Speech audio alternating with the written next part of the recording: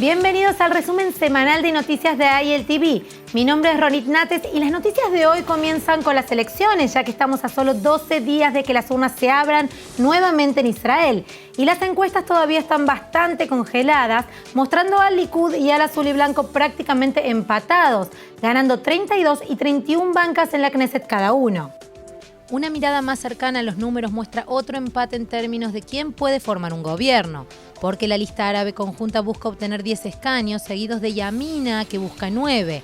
El judaísmo de la Torá Unida tendría 8 y el Shas y los laboristas y la Unión Democrática cada uno obtendrían 7.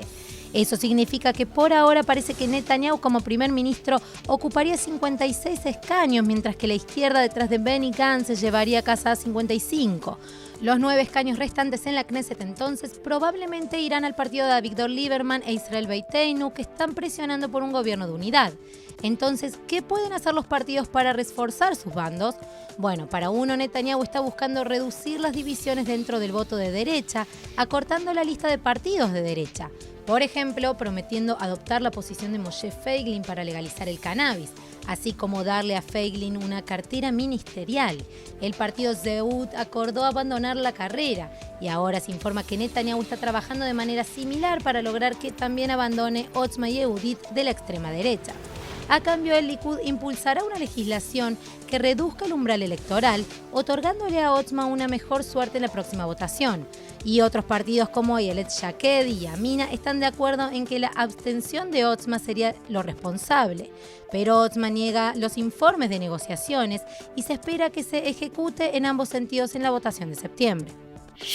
Y continuando con esta ronda de campañas electorales, el martes por la noche el primer ministro Benjamin Netanyahu hizo una conferencia en el norte de Israel donde anunció que el plan de paz de Estados Unidos se implementaría inmediatamente después de las elecciones. Recordemos que en junio de este año el asesor principal y yerno de Trump, Jared Kushner, reveló en la conferencia de Bahrein el lado económico de la propuesta, ofreciendo un paquete de inversión de $50.000 millones para los palestinos, que hasta el momento fue rechazado. De todas formas, aún falta revelarse detalles fundamentales del plan en el aspecto político y territorial. Por su parte, el primer ministro israelí Benjamin Netanyahu dijo que está dispuesto a esperar y ver el contenido completo del plan, pero que de cualquier manera no comprometería la seguridad de Israel. Así que veamos qué más dice Bibi sobre este asunto. אני מברך על האמירות של שרי החוץ של בחריין ואיחוד האמירויות נגד תוקפנות חיזבאללה. הם גינו את אוזלת ידה של לבנון שמאפשרת לארגון הטרור חיזבאללה לפעול משטחה נגד ישראל. זה נשמע כמו ימות המשיח, אבל זה מראה על שינוי יסודי שמתרחש במזרח התיכון. כי גם העולם הערבי מבין שהתוקפנות האיראנית מסכנת לא רק את ישראל, אלא גם את האזור כולו. אני קורא למדינות נוספות להתייצב אל מול התוקפנות של איראן וגרורותיה. Y ahora, además de presionar a Irán y sus representantes de forma directa, Israel también intenta responder a las amenazas de Irán a través del marco internacional. Es por eso que el primer ministro y ministro de Defensa, Benjamin Netanyahu, se dirige a Londres para una reunión histórica con el recientemente electo primer ministro Boris Johnson y el secretario de Defensa de Estados Unidos, Mark Esper. Y antes de su vuelo, Netanyahu declaró que ahora no es el momento de mantener conversaciones con Irán, más bien es hora del momento de aumentar las presiones sobre él. הבוקר התבשרנו על עוד הפרה, עוד התרסה של איראן, הפעם בתחום חתירתה לנשק גרעיני. זה מצטרף לפעולות התוקפניות של איראן נגד השיט הבינלאומי, נגד מדינות באזור, וגם הניסיונות שלה לקיים התקפות רצחניות נגד מדינת ישראל, ניסיונות שלא פסקו. Luego de sus reuniones en Londres, se espera que Netanyahu vaya a Moscú para una discusión de seguridad similar frente al presidente Vladimir Putin, especialmente porque Putin es posiblemente la voz extranjera más influyente en la región cuando se trata de Irán, Irak, Siria, Líbano y a menudo incluso Turquía. Sin embargo, para hacer tiempo para estos viajes, Netanyahu canceló una visita programada a Nueva Delhi, India, lo que llevó a algunos de vuelta a Israel a cuestionar los motivos del primer ministro israelí. Por ejemplo, la socióloga Larissa Remenik, de la Universidad de Bar Ilan, dice que Netanyahu pudo haber planeado su nuevo itinerario como un llamado a los votantes de habla rusa. Netanyahu realizó una visita similar a Rusia solo unos días antes de las elecciones de abril, pero la socióloga también predice que incluso si ese es el verdadero motivo de Netanyahu, solo será efectivo con la generación anterior. Como en promedio los jóvenes israelíes rusos ya no se identifican con el líder ruso. En otras noticias, después de varios días de tensión en la frontera norte, la calma entre Israel y el Líbano se mantiene por ahora. Al menos eso parece unos días después de que las fuerzas terroristas de Hezbollah lanzaron una descarga de misiles antitanque hacia las posiciones israelíes, lo que provocó el retorno masivo de los ataques por parte de Israel. Y con su mandato recientemente renovado, las Fuerzas Provisionales de las Naciones Unidas en el Líbano, o UNIFIL, dicen que si bien están preocupados por el conflicto de esta semana, tienen la esperanza de que puedan mantener la frágil pausa en las hostilidades. El secretario general de la ONU, Stefan Dujarric, también exhorta a todas las partes a mostrar la máxima moderación y cesar las violaciones a la resolución 1701, que puso fin a la Segunda Guerra del Líbano y formó la línea azul a lo largo de la frontera. Sin embargo, no todos están de acuerdo con la evaluación de UNIFIL, ya que las FDI publicaron fotos satelitales desde el Líbano que supuestamente muestran el campus de fabricación de misiles de precisión de Hezbollah, ubicado en el valle de Beqa. El campus supuestamente se completa con un área de logística, un área de producción de motores, una planta de fabricación de explosivos y ojivas, y por supuesto un edificio de aseguramiento de calidad. Pero si es cierto la existencia de esta área de producción de misiles, también va en contra de las afirmaciones anteriores hechas por Hezbollah. De hecho, justo el sábado, el jefe de Hezbollah, Narsala, argumentó que no existen tales fábricas y que las afirmaciones de su existencia son solo mentiras y pretextos que el primer ministro Netanyahu adopta para llevar a cabo agresiones. Bueno, Netanyahu en la reunión semanal del gabinete reiteró la voluntad y el derecho de Israel de defenderse, al tiempo que alaba al resto del mundo árabe por enfrentarse lentamente contra la agresión iraní. En noticias relacionadas, en el Líbano se informa que Israel ofrece a Hezbollah la oportunidad de volver a los principios de la resolución 1701 de la ONU de 2006, que puso fin a la Segunda Guerra del Líbano. A cambio, Israel dice que se comprometería a poner fin a sus ataques aéreos contra militantes de Hezbollah en Siria. Pero según el diario Al-Liwa del Líbano, el grupo terrorista proxy iraní Hezbollah ya ha rechazado el acuerdo.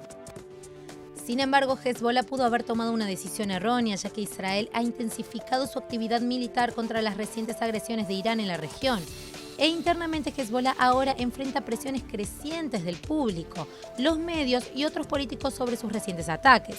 Críticos como el ex primer ministro libanés Siniora, quien dirigió el país durante la guerra de 2006 con Israel, acusó a Hezbollah de enredar al país en un desastre que no quiere y agregó que una estrategia de defensa es muy necesaria antes de las represalias esperadas.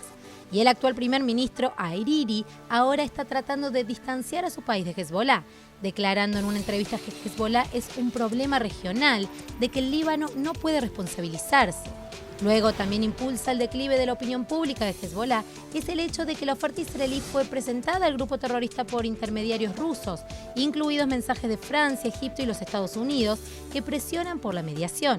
Y los Estados Unidos en particular incluso agregaron una advertencia al Líbano sobre el aumento de las sanciones económicas, que podría tener graves consecuencias en la nación.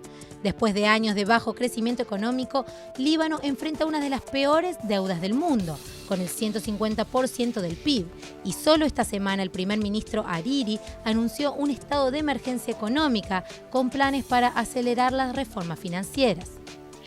En noticias locales, por primera vez Israel está deportando a una persona judía a un estado árabe. Así es, escucharon bien, el gobierno israelí está enviando a un delincuente sexual condenado a Yemen, su país de origen. Abraham Salem Aldad llegó a Israel en 2007 con una visa de estudiante porque estudió en una yeshiva en Bnei Brak, a las afueras de Tel Aviv. Pero esa visa expiró cuando cumplía su condena de 5 años y medio en prisión por agredir sexualmente a un miembro de su propia familia. Entonces, una vez que fue liberado a principios de este año, Israel lo declaró como un extranjero ilegal. Entonces, negó su solicitud de hacer aliyá debido a sus antecedentes penales. Así que ahora tiene que hacer las maletas. Y en cuanto a su afirmación de que necesita residir en Israel para evitar la persecución religiosa en su país, bueno, eso también fue desestimado.